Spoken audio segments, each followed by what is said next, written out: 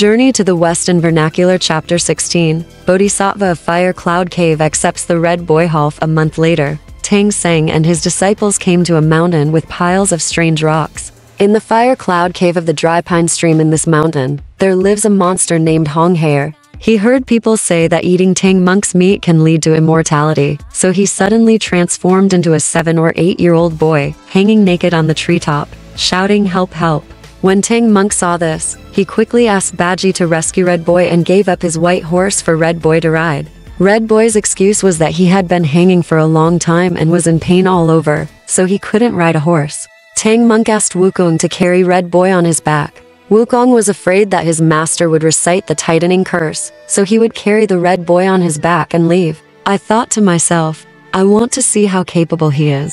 The monster was afraid that Wukong would hurt him, so he used a body reincarnation method, dropped a fake Red Boy for Wukong to carry, and jumped in the air. Wukong was so angry that he grabbed the fake Red Boy and threw it on the stone on the roadside. The monster used another spell and turned into a whirlwind, blowing sand and rocks everywhere, making it difficult for people to open their eyes, and took the opportunity to catch Tang Monk back to the Fire Cloud Cave. Wukong called the local mountain god and asked about Red Boy's origin and residence. He left Sha Monk to guard the white horse and luggage, and took Bajie to the Fire Cloud Cave to save his master. Red Boy ordered the little demons to roll out 5 cars, arrange the deposits of gold, wood, water, fire and earth, and recited a spell, and suddenly the 5 cars burst into flames. Bajie panicked and ran to the other side of the river without paying attention to Wukong. Sun Wukong has great abilities. He chants the secret of avoiding fire and rushes into the fire to find monsters. But there was thick smoke and fierce fire, and nothing could be seen.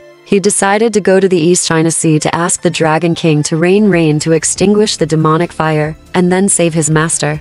The Dragon Kings from all over the world followed Wukong to the sky above the Fire Cloud Cave. Wukong yelled and cursed in front of the cave door, attracting Red Boy and started fighting with him. After 20 rounds of fighting, when Red Boy saw that he could not win, he started to get angry again. Wukong hurriedly chanted a mantra to notify the Dragon King in the sky. Suddenly, heavy rain poured down and the ground started to rain. Although the rain was heavy, it could not extinguish the true fire of samadhi of the monsters. Instead, it was like adding fuel to the fire, and it became more and more prosperous. Wukong rushed into the fire to look for the monster, but was sprayed in the face by a puff of thick smoke from the monster. He was so dizzy that he couldn't distinguish between east, west and north, so he dived into the river. Unexpectedly, being stimulated by the cold water made him so angry that he couldn't catch a breath and fainted. Bajie and Sha Sang rescued Wukong. Fortunately, Bajie had learned the massage Zen method. He pressed here and rubbed that, and it took a while to wake Wukong up. Wukong thanked the Dragon King of the Four Seas, sat down in the pine forest with Bajie and Sha Monk, and discussed inviting Guanyin Bodhisattva. However, Wukong had a sore back and was so weak that he could not ride the clouds. Bajie volunteered to invite Guanyin. Red Boy had been hiding in the clouds looking for Sun Wukong, and found Bajie flying south on a cloud. Thinking that he must be going to invite Guanyin, he ran in front of Bajie and turned into a fake Guanyin. Bajie was indeed fooled and followed the fake Guanyin to Huyun Cave to catch the monster. Unexpectedly, as soon as he arrived at the entrance of the cave, he was pushed to the ground and tied up by the little demons. Wukong waited for Bajie to come back for a long time, so he went to the cave to inquire. When the little monsters saw him, they came to catch him with swords and guns. Because Wukong was sore and had no strength, he didn't dare to fight them, so he turned into a calico bag and hid by the roadside. The little monsters can't find Wukong. When he saw a flower bundle, he lifted it into the hole and threw it aside. Wukong suddenly heard Red Boy ordering the 2 little demons to invite his father, the Bull Demon King, to eat Tang Monk's meat. The Bull Demon King was Sun Wukong's sworn brother when he was in Huaguo Mountain. He still remembered his appearance, so he plucked out a hair and turned it into a flower baggage. He flew out of the cave and became the Bull Demon King. Hunt. Those little demons couldn't distinguish between true and false, so they invited Wukong to the Fire Cloud Cave as the Bull Demon King. Red Boy met his father and said that he would kill Tang Monk to eat meat. Wukong said that he was fasting these days, so he should kill him in a few days. This aroused Hong Hair's suspicion. He found an excuse to go outside and ask the little demon. After knowing the details, he became more suspicious. Red Boy returned to the cave and pretended to have forgotten his birthday, asking Wukong to tell him. How does Wukong know? Let him ask his mother, Princess Iron Fan, tomorrow.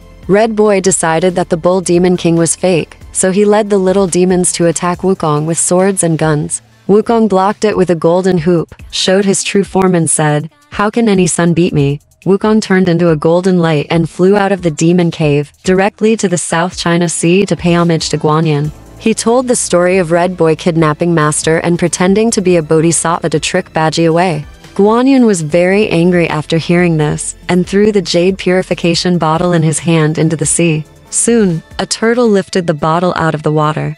Guanyin asked Wukong to get the bottle. Unexpectedly, Wukong couldn't lift it. Guanyin told Wukong that the bottle contained an entire sea of water. She stepped forward and gently held up the pure bottle, and asked her apprentice Mu Cha to borrow 36 Tiangang knives from King Li Tian. Guanyin threw the knife into the air and recited a spell, and the knife turned into a 1,000-leaf lotus platform. Guanyin jumped up and left the South China Sea on the clouds. Wukong and Mucha followed closely behind. About 400 miles away from the Fire Cloud Cave, the Bodhisattva stopped, called the mountain gods in the land, and asked them to arrange for all the wild animals and insects from the surrounding 300 miles to the top of the mountain. When everything was done, she put down the clean bottle, and suddenly there was a vast ocean in front of her.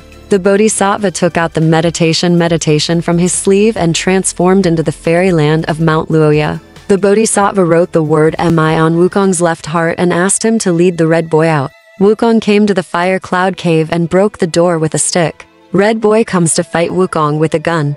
Wukong used the golden cudgel to block, and waved his left hand in front of Red Boy's face, hitting and retreating at the same time. Red Boy was immediately fascinated and chased after him until he came to Guanyin.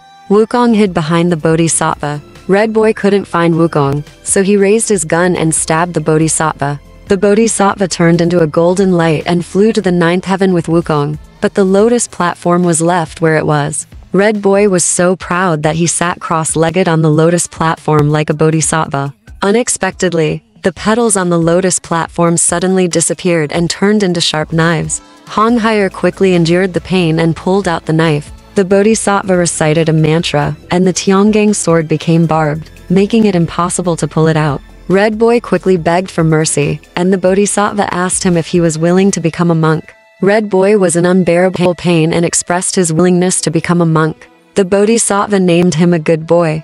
Then he pointed with his hand, and the Tiangang knife automatically fell to the ground. Red Boy's body was intact as before.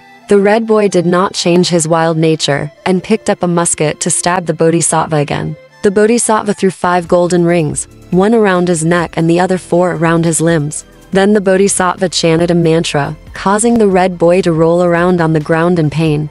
As soon as the Bodhisattva stopped, Red Boy's head no longer hurt. He picked up the spear and wanted to stab the Bodhisattva again. The Bodhisattva dipped a willow branch into some nectar and sprinkled it over, and shouted, "Come together." He saw the Red Boy's palms clasped together in front of his chest. No matter how hard he tried, he couldn't separate them. He had no choice but to lower his head and worship. The Bodhisattva asked Wukong to rescue Tang Monk and Bajie as soon as possible so that they could set off on their journey earlier, and then took the Shankai boy back to the South China Sea. Wukong said goodbye to Guanyin, found Shaseng, and went to the Fire Cloud Cave to kill all the little monsters, rescued the Master and Bajie, burned the Huyun Cave to ashes with a fire, and then followed the Master to continue walking to the west.